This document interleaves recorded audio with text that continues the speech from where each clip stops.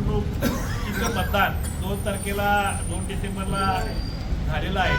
3 डिसेंबरला मतमोजणी होती, परंतु न्यायालयाच्या निर्णयामुळं निवडणूक आयोगानं मतमोजणी आता 21 तारखेला घेतलेली आहे.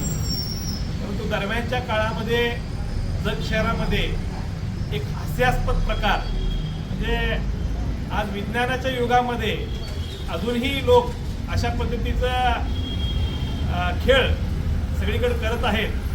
आम्हाला कार्यकर्त्यांना माहिती मिळाली की सातारा रोडला MIDCच्या समोर अशा पद्धतीच्या हिरव्या कापडामध्ये काहीतरी तिथं आढळून आलेलं आहे आणि कुणीही धाडस केलं नव्हतं. मग आम्ही आणि आमचे सर्व सहकारी जाऊन प्रत्यक्ष त्या जागेवर गेलो. ते हिरवं कापड उघडून बघितलं.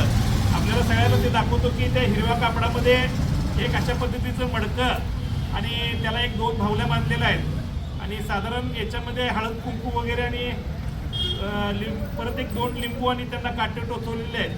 आणि सदर चिठ्ठीमध्ये आमच्या प्रभाग क्रमांक 6 मधल्या काँग्रेस पक्षाच्या ज्या उमेदवार आहेत मनीषा सचिन मानेताई आणि त्याचबरोबर भाजपच्या दुसऱ्या उमेदवार संगीता अविनाश सोनवणे असं ही 2 नावं लिहून चिठ्ठी तयार करून त्याच्यामध्ये टाकण्यात आलेली आहे.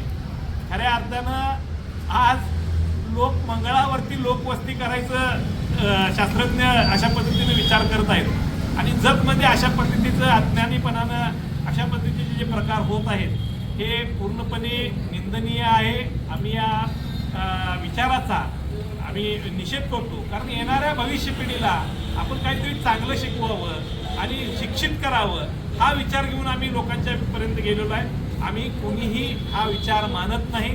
आज आपल्या सगळ्या मीडियाच्या समोर हे सगळं आम्ही या माझी तर मत आहे की ह्यात मडकं चांगलं आहे, त्यामुळे या मडक्यामध्ये एक चांगलं झाड आम्ही फुलाचं झाड आता आपल्यासमोर लावणार आहोत आणि या घटनेचा निषेध करणार आहोत.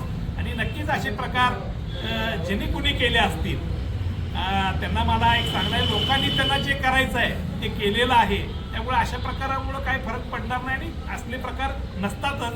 कारण दाभोळकर किंवा यांचे विचार आज त्यांनी एक हयात पूर्ण या विचारासाठी घालवली आणि त्या विचाराचे कार्यकर्ते आम्ही आहोत. त्यामुळे आम्हाला अशा पद्धतीचं जत शहराला अशा पद्धतीचं वातावरण गढूळपणे करू नये असं मी सगळ्यांना विनंती करतो.